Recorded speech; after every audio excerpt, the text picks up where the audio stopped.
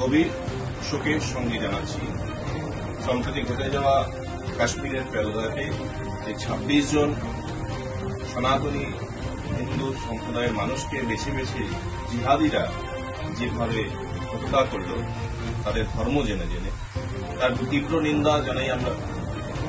এবং তার সঙ্গে সঙ্গে মুর্শিদাবাদের ধুলিয়ান তথা পশ্চিমবঙ্গের নানা প্রান্তে যেভাবে সনাতনীদের উপর বেছে বেছে আক্রমণ তথা তাদের সম্পত্তি লুট, তাদের সম্পত্তিকে ধ্বংস করার চলছে, তার তীব্র প্রতিবাদ জানাই।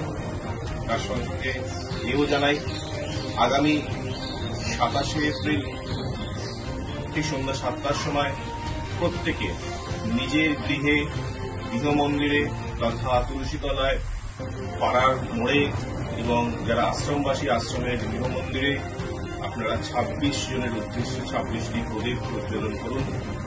তার সঙ্গে সঙ্গে সেই বিদেহী আত্মা যারা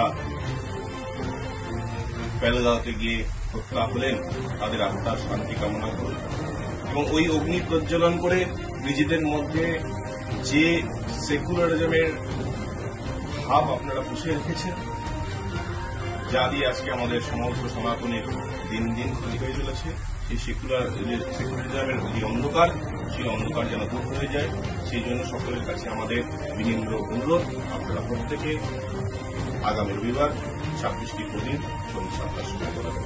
জয় মাতা।